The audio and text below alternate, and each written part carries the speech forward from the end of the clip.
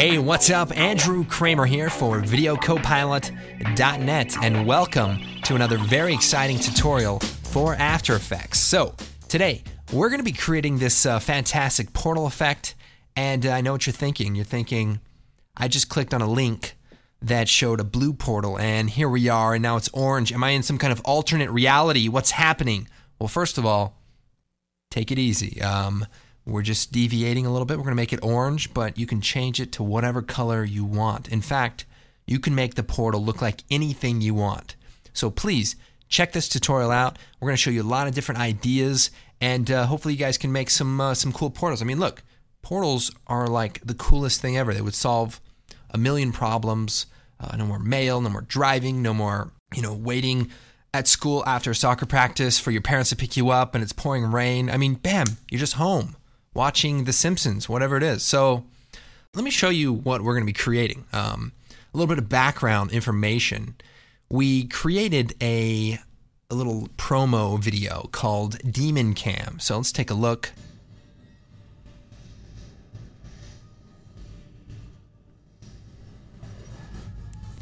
And basically, this portal opens up and this enchantress comes out, and it's this crazy shenanigans, all for an iPhone app that Video Copilot created that I'm going to plug right now. And basically, it's an iPhone app that allows you to videotape yourself and then create like a demon face warp. So, bam, it's got sound effects and it does like motion tracking inside your iPhone. Or hopefully we'll be able to port it to Android in the future. So if you want to check out the film, go to demoncam.com. You can watch the film. You can check out the app. You can buy the app on the App Store. And of course, check out the inside look or the behind the scenes video. We posted it on the site, but it's got a lot of great information. We take you behind the scenes and show you all the different things that went into creating this little film. And, there's just a lot of different visual effects shots and things that hopefully we're going to be going over in tutorial style over the next few weeks. Let's jump back over into After Effects, and let me show you this other example. We're going to go a little bit more advanced at the end of the tutorial and take a look at this this example. So let's take a look at like a little slower here. Here we go. You ready? Here we go.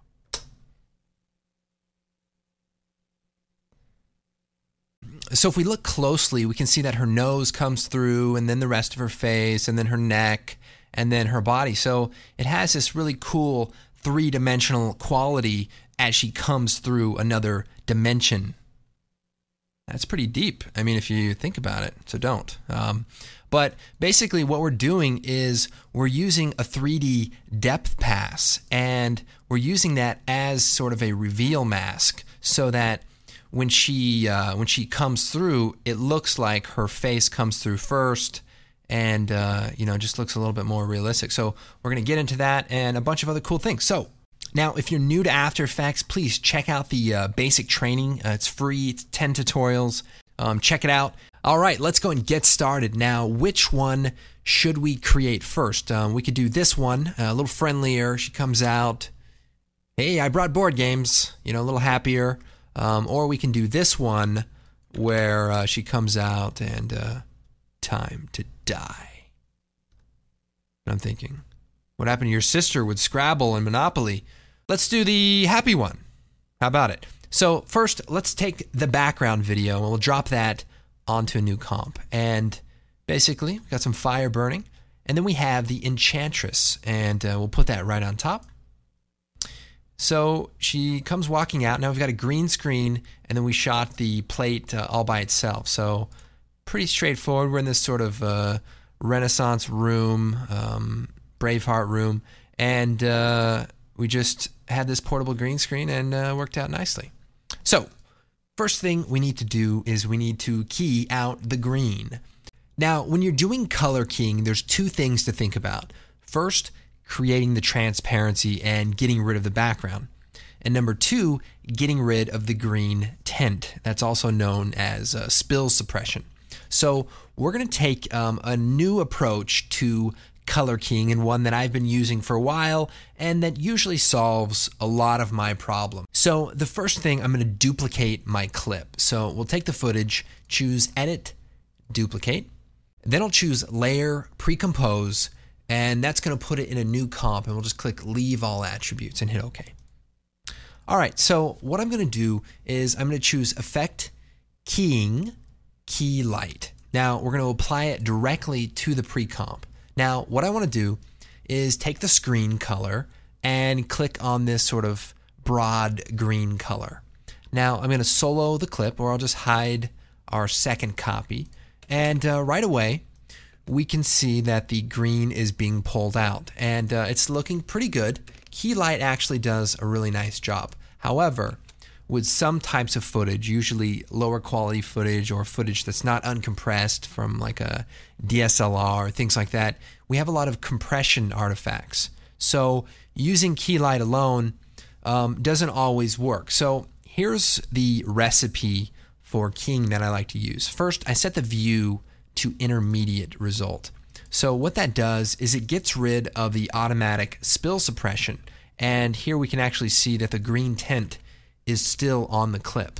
Now I'm going to set my screen gain to about 105. I'm also going to solo the clip, and we can see that we have a little bit of haze in here from the green, and we want to try to get rid of that. So there's a couple of different ways to do this. First, we can go into the screen matte, and we can turn up the clip black, and we can bring down the clip white. And what this basically does is crunches the alpha. So let me look at the screen matte. So this is like the alpha channel in sort of a visual mode. And if I adjust the clip black, you can see it kind of crushes that.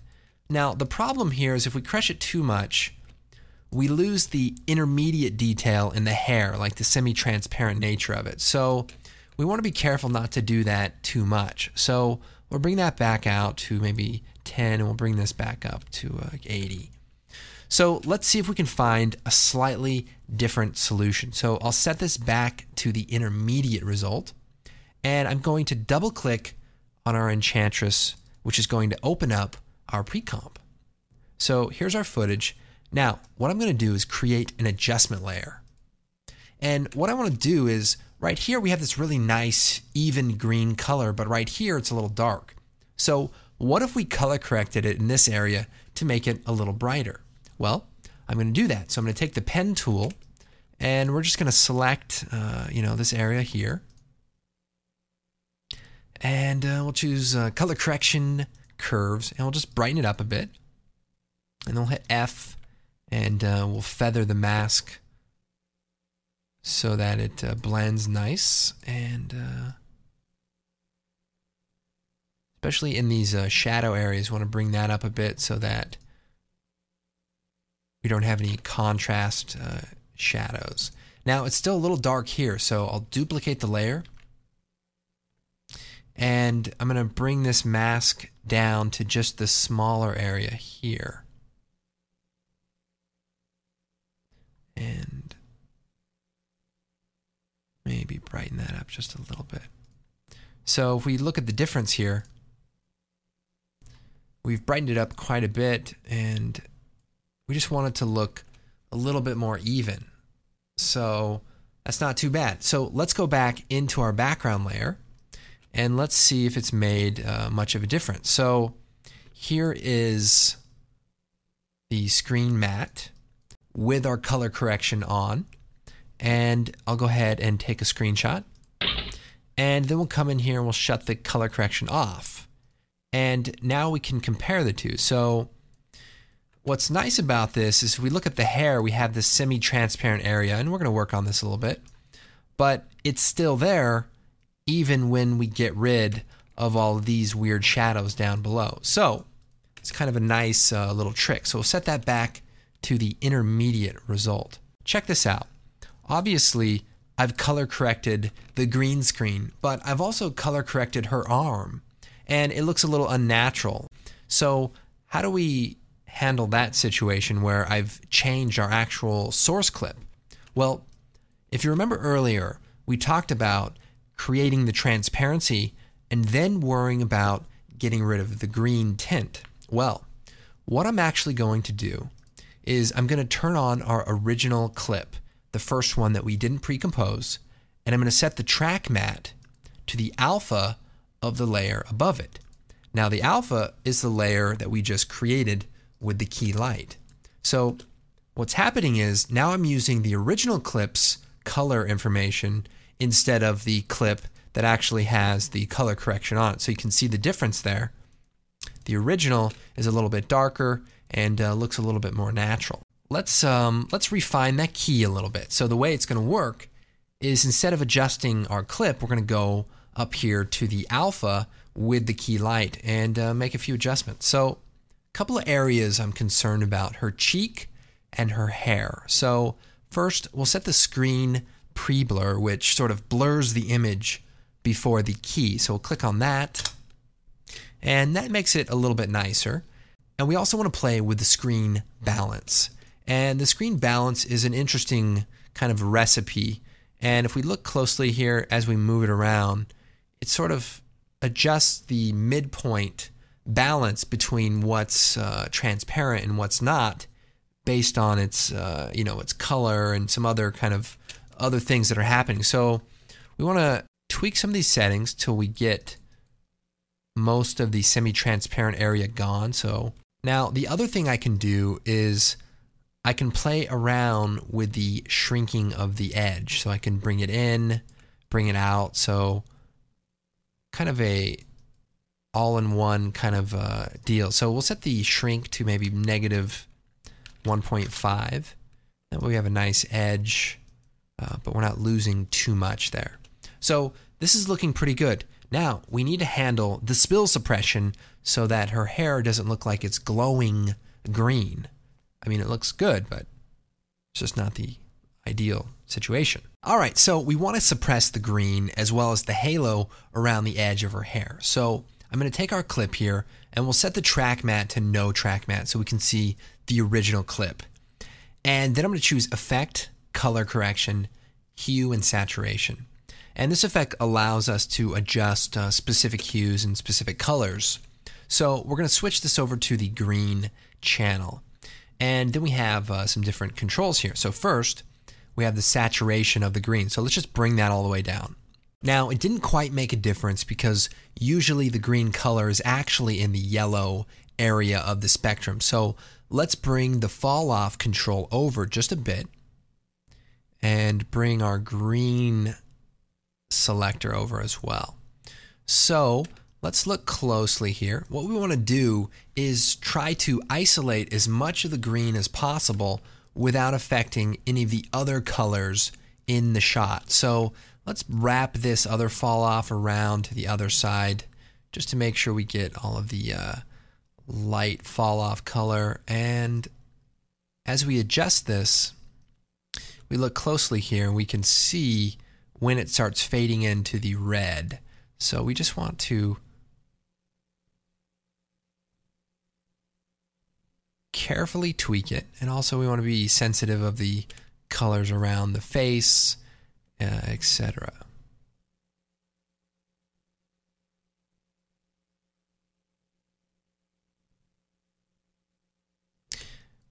So this is pretty good. Now remember, we're not just going to wipe out all of the green. What we want to do is match this color a little bit more to the background so that it blends a little bit nicer.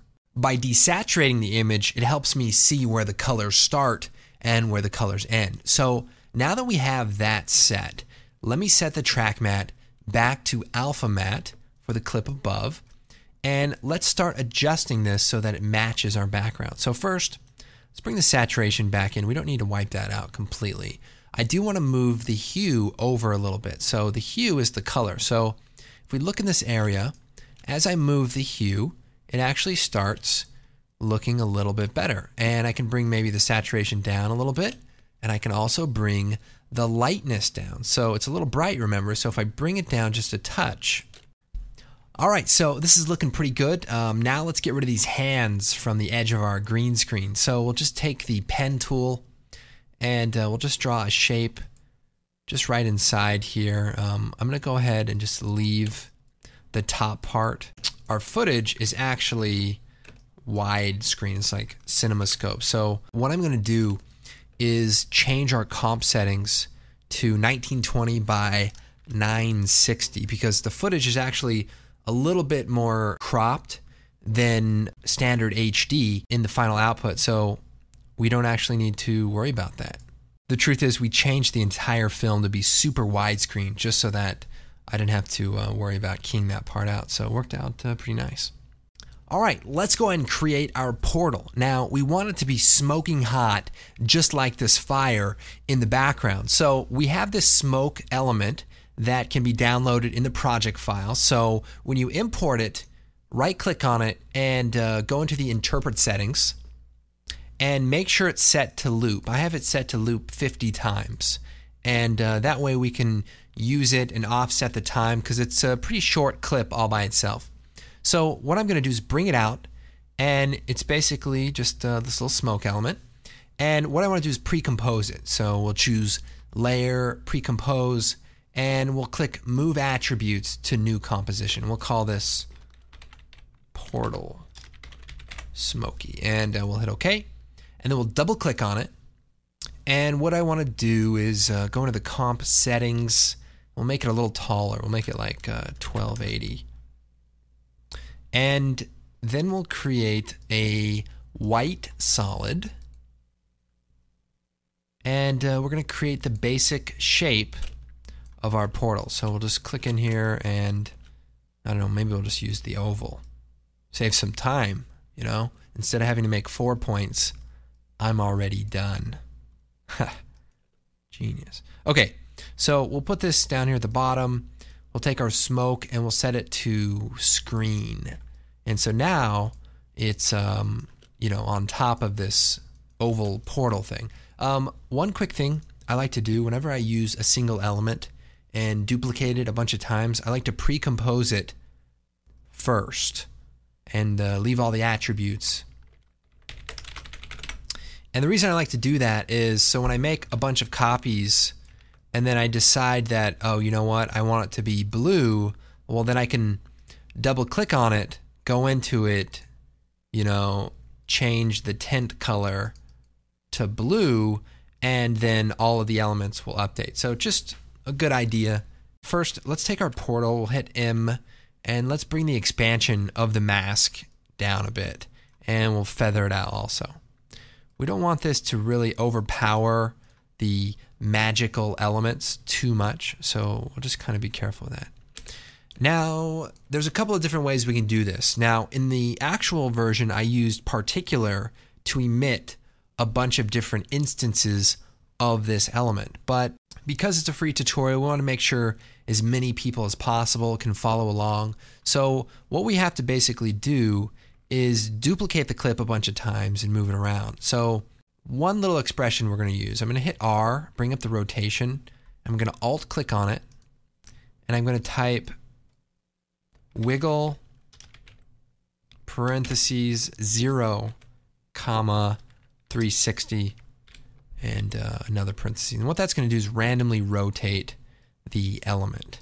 So when I duplicate it, the clips won't look identical because one is rotated slightly in a different direction. So with that in mind, we're just going to go through, we're going to duplicate this a bunch of times.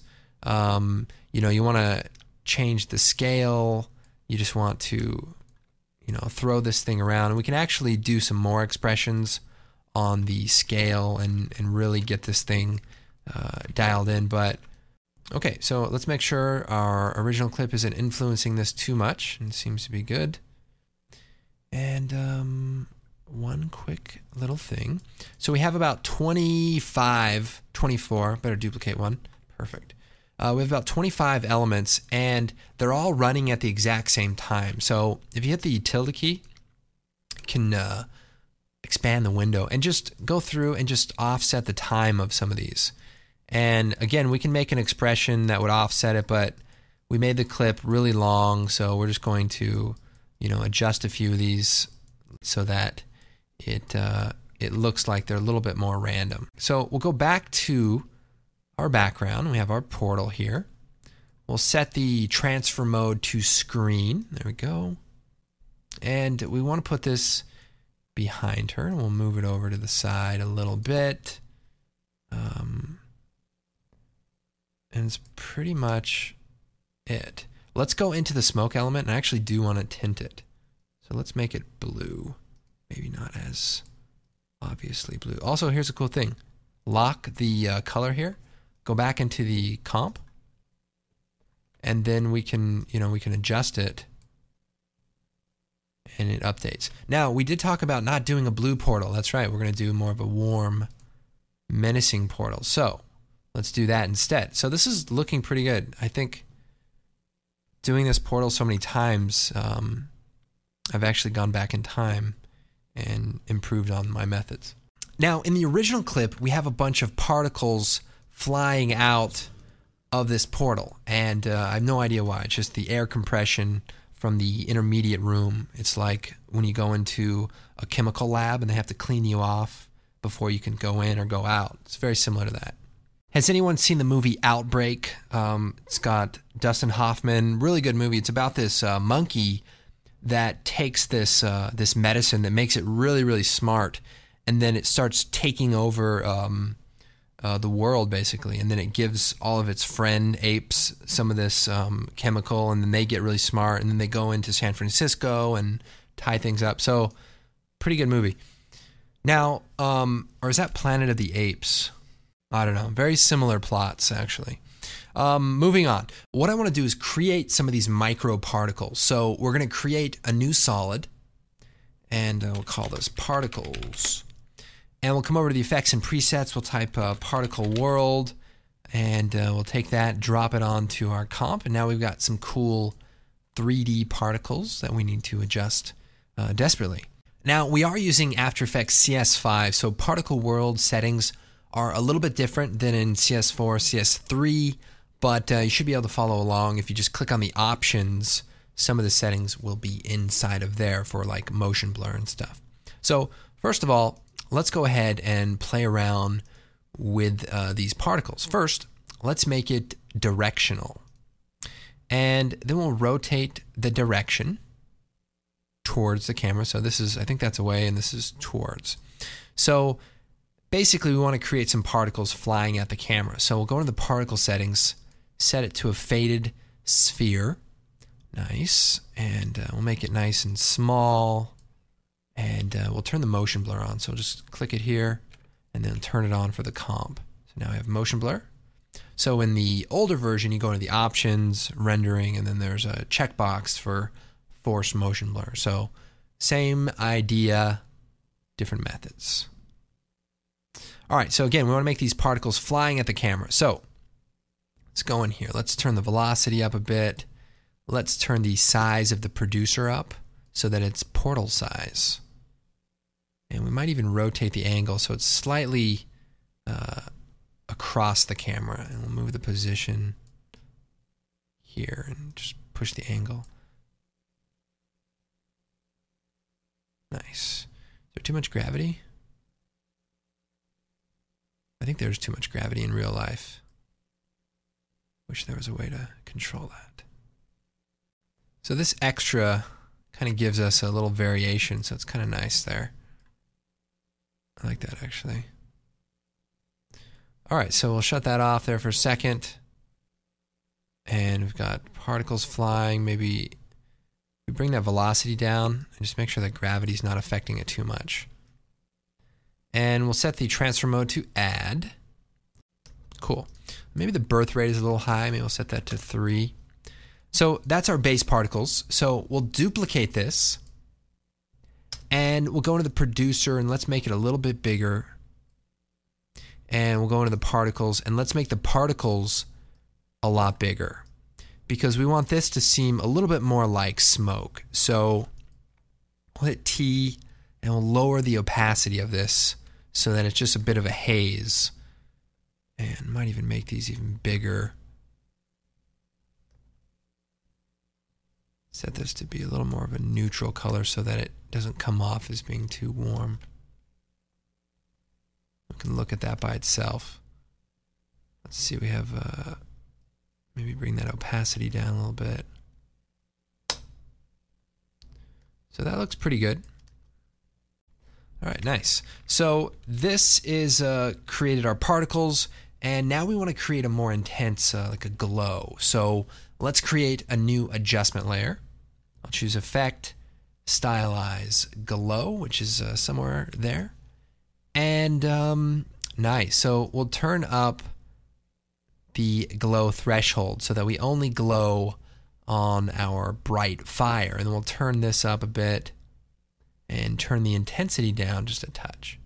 Now, one of the things I want to do here is create a mask on our adjustment layer so that we're not glowing the side of our face and some of these other things. So we'll just come in here about here. And let's shut the particles off for just a second. Let's move this glow, hit return. Let's move it right below the particles. And then let's feather the glow ratio. So we'll just set that to about 250. So that way our mask is a little bit faded. And let's see here.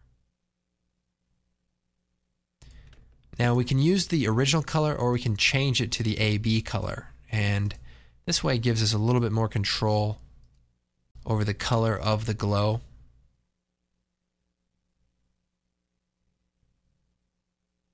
Now, one of the things that's missing here is the color correction. So this is just raw footage, but let's give it a little bit more of a cinematic color. So we'll create a new adjustment layer, and we'll call this color correction. And I'll just show you a couple of quick ways I like to color correct. So we'll take the tint effect, drop that on there, and we'll take the curves effect and we'll drop that on there. So first with the tint, let's bring that down, 20-30%. And then with the curves, we can add some of the contrast back in. So we don't want to crush it, really bad. We just want to bring some of that rich contrast of the image. That's nice. And the other thing we want to do is maybe get rid of the overly warm tone. So we can go into the red channel and let's just bring that down just a little bit. We don't want to be too much because it'll start making the image look a little muddy, but we'll bring that down a touch. Go to the blue channel and we'll bring that maybe up just a little bit. And then I might just bring another curve adjustment out. And here we can just maybe play around with the color just a touch. So one thing I'll do is bring the red shadow down a little bit in concert with the blue channel. So I want to add a little bit of cool blue into the shadows. So we'll just crank it up just a little bit here. And then in the red channel, we'll just try to be careful not to lose all of that color. Okay, so it's looking pretty good. Now, the next thing I want to do is make the portal shut off or close. And so we can just go ahead, let's see, she comes out, and maybe right here we can just have it close. Doesn't really matter when. I mean, it's not even real, so you can just decide whenever you want it to close. We'll hit S on the portal, brings up the scale. And let me see here. I actually want to make sure that the center of the portal is down here, so it kind of closes in on itself. So use that pan behind tool to move the pivot point. So we'll move forward a few frames and we'll scale it down. So there it goes. Turn the motion blur on, F4. Maybe set the ease, do animation, keyframe assistant, and do easy ease, and closes kind of nice.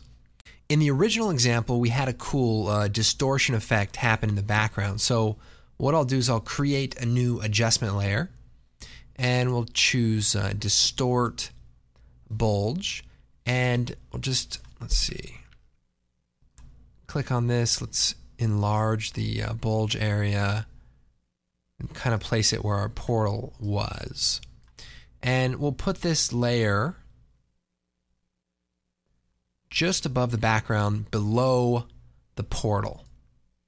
And what we'll do is we'll animate the height of the portal. So let's do something like, we'll set it to 0, and we'll solo those 2 layers really quick. And U will bring up those keyframes. So we'll go back a little bit and we'll set a keyframe at 0. And then when the portal starts closing, we could go a negative number, maybe negative 0.7, and pin all the edges so that we don't lose it there. And it goes in, and then we'll set it back to 0 and it goes back up. So whoosh. Maybe control click on that middle point.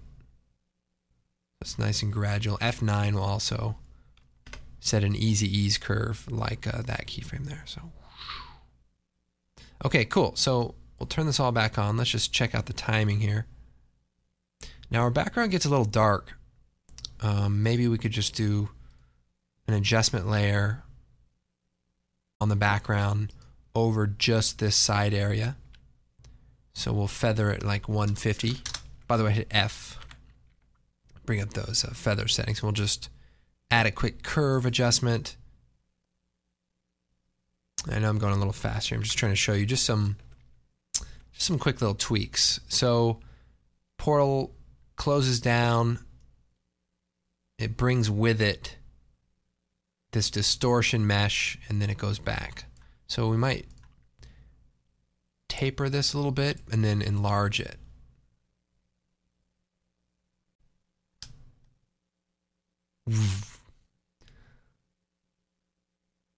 Okay, so looking pretty good. In the original example, the other thing I also did was added some Video Copilot lens flares. And so we could take the Optical Flares plugin. Now this is a plugin available from our website.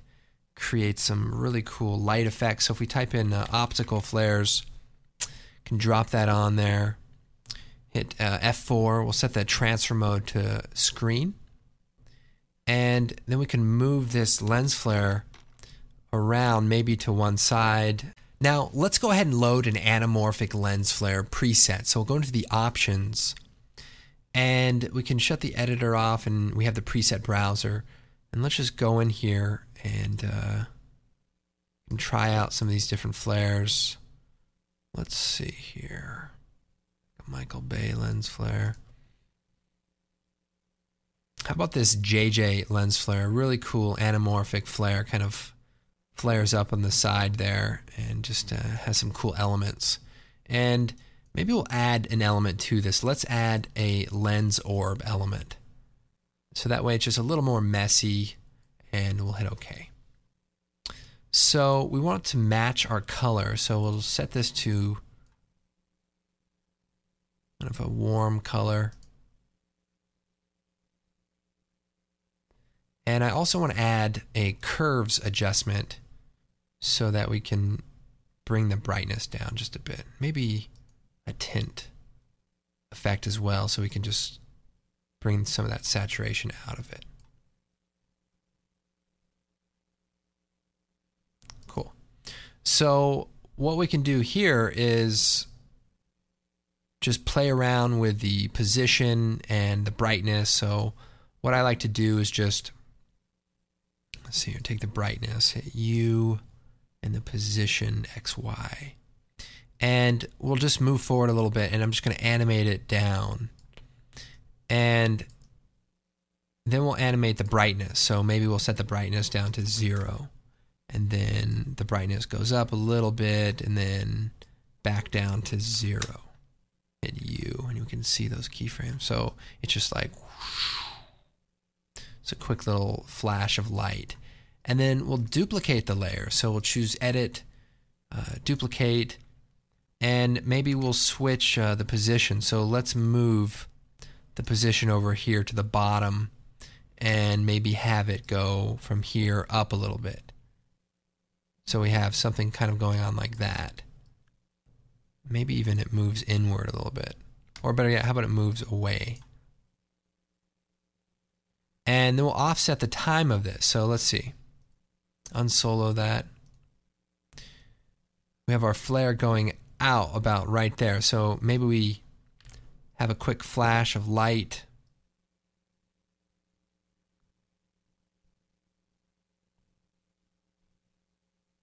you know. And another thing too about these optical flares is we don't always have to use them so brightly. So we can really bring the brightness down and just try to make them a little more subtle, or even add, you know, like a box blur on top of it so that it's a little bit more subtle in the shot and looks like you know, maybe even like an accident. So you want to play around with the flares and kind of pop them in and out and make it look a little bit more you know, chaotic for this particular shot. If you look at the example here, you can kind of see, you just see some little blue flashes of light that kind of come off the side, have a little bit of a blur on them so they're not so intense. So don't feel like you have to make them, you know, as dramatic as this. I'm just trying to do it so you guys can kind of see what's going on. But, you know, doing it subtly and, you know, with just some blur on it really looks nice. Okay, so we'll take a quick look. All right, now before we finish, I want to show you another advanced technique that you can use to reveal someone either coming out of a portal or a force field or coming through a wall that really works well. And you can kind of see the benefits here. You can really see that she's coming through and it just has the depth of a real person rather than just kind of fading in. Let me show you how I set this up. So inside of 3D Max, we have this sort of generic looking female model. And I've added just a few little things to match, you know, her outfit. And we have just a single plane that represents her hair. And the basic idea is to take your model and just try to line it up with your image. So you rotate it. You know, I do a quick little edit poly, and I take some of the vertexes and make sure I have like a soft selection on. And I just start moving them around just to line up with the actual picture, because you just want it to get pretty close. And, you know, it doesn't have to be perfectly matching, but this works pretty good. And then what you do is you go into the render settings and you go to render elements, and we're going to render off a Z depth pass. So you click add, go down there to Z depth, and you just want to go ahead and tweak the settings for the minimum and maximum distance so that you can have the very close and the very far. It's actually really easy to do, and you can do it with any 3D program, and you can probably find, you know, 3D models of people online. I know that most people that start out 3D modeling, the first thing they do is they model a woman. And I don't know why, I don't know how that started, but I assume it's from watching too much weird science, and they thought they could manufacture in the 3D printing. Well, obviously, the technology's not there yet, and I've looked into it, so I can assure you it's not quite there, but it's getting there. So what I've done is I rendered it out, and I have a Z depth pass that looks like this, and we also have our diffuse pass that has our alpha channel. So here's what I'm going to do. I'm going to go ahead and just kind of start over really quick. I'm going to take the background footage, drop it into a new comp. And I'm going to cheat. I'm just going to come over here. We've already created the woman comp. So I'm just going to take the comp and her matte and choose edit, copy, and I'll just paste it in here. So flip that. And what the heck, we'll go ahead and set this to 960. Very nice. Let me move this down just a little bit here so we can see it. So we have the girl coming out. It's looking pretty good. One of the things we need to do is motion track our Z depth pass onto our actor here. So what I'll do is I'll bring out the two passes. And we have, let's forget about the Z depth. Let's take a look at the fall off pass for just a second. And I need to first line this up with our actress. So let's take the depth matte and parent it to the diffuse. So I can move this around and they'll both move around. So I'm going to go ahead, scale this up, maybe lower the opacity here, and we just want to line it up. Okay, so we've got it lined up roughly. So we'll go ahead and take our 3D fall off layer, and we're actually going to put it below our diffuse texture. Now let's make sure the opacity is up to 100%. And we're going to take the depth matte and set it to alpha matte. So that's just going to use the alpha from the original diffuse, and that'll be good. And what we need to do now is motion track this onto our footage. So first, let's mark the frame that we've lined up. So right here, we'll just hit the star. And then let's create a new null object. And then we're going to take our Enchantress footage and we're going to track it. So we'll bring up the tracker controls, click track motion. We want to track position, rotation, and scale. So we'll zoom in here, move our first track point, maybe up here to our jewel, and maybe on her nose here. And the reason here is just the eyes, she looks around a little bit, so these are good points that don't seem to move too much. And we'll just go ahead and track it.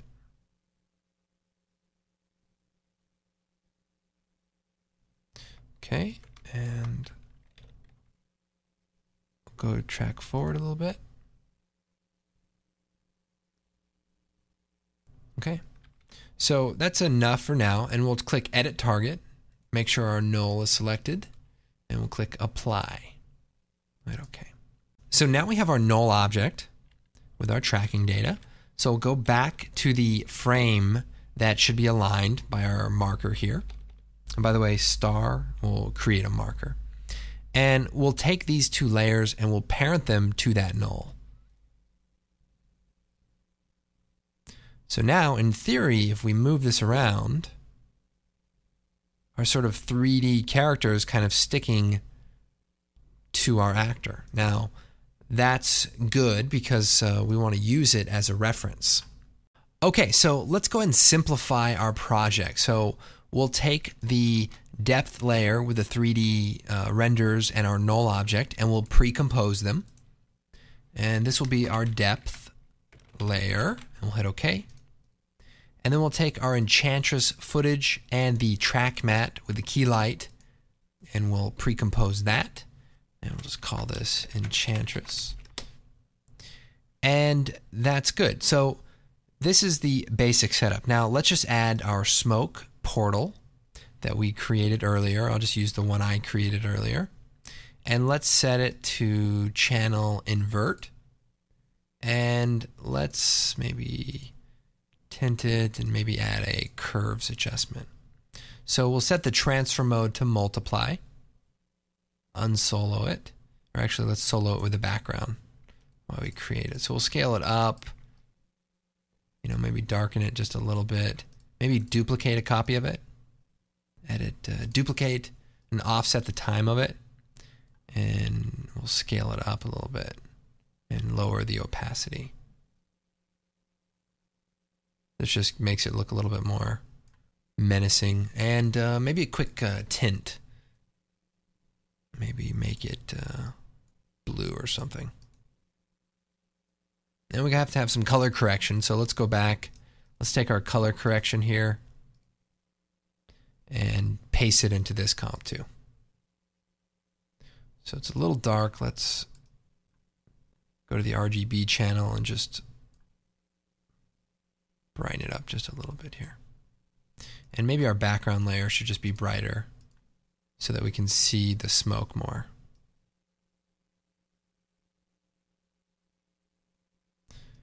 Okay.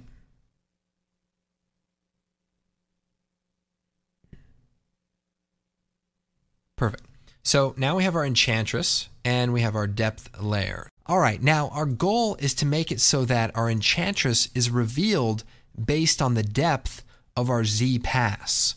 So we want our nose to come first, and then the rest of the face, and then the neck would come last. So we want to make sure it looks very three-dimensional. So what I'm going to do is choose Effect, Color Correction, Levels, and then I'm going to bring the input and output down. And what this is going to do is create a really tight selection around the the color spectrum. So bring that in nice and tight. And then if I choose Effect, Color Correction, Exposure, we'll put this on top here. Then as I adjust the exposure, we're sort of adjusting the Z depth. So let's go ahead and set the Enchantress to the Luma Matte. So we may have to adjust the position here just a little bit. Scale it down. Probably do a quick little blur on our depth layer in the very beginning. Maybe like 4 pixels. Okay, so what I'm going to do is animate the exposure. So as I animate this, we sort of reveal our Enchantress. So it looks pretty good. Now, if we want it to be softer, we just loosen the clamp on the level. If we expand this out a little bit, then we're not going to see such a dramatic change as she's revealed. Okay, so what I want to do is I'll unsolo our layer here.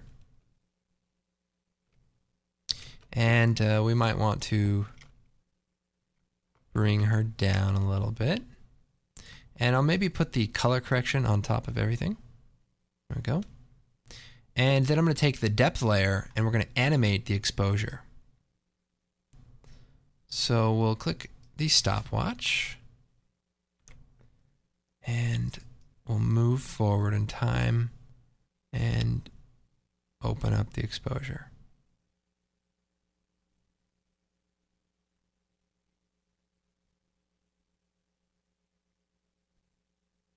Now, there's a few things that we may have to clean up and, make some adjustments or whatever. But it's a good start to creating, some good looking depth as she comes out of this, dark little portal. So let's take a quick look here.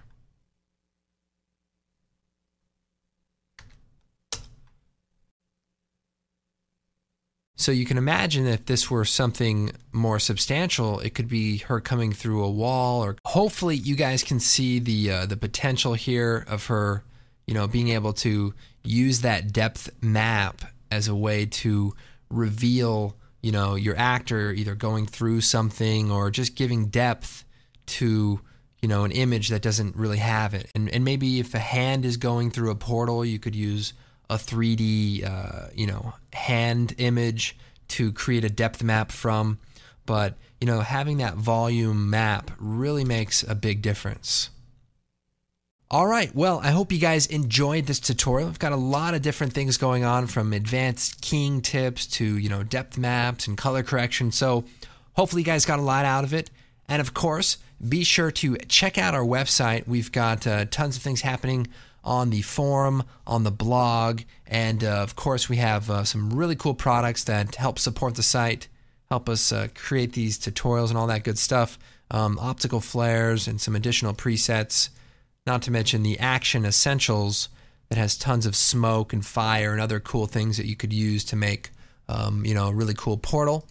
And this might be the first time ever promoting it, but come check us out on Facebook. I don't know what it is, but sometimes we post pictures or random videos and things that we don't always post on the website. So, come check it out.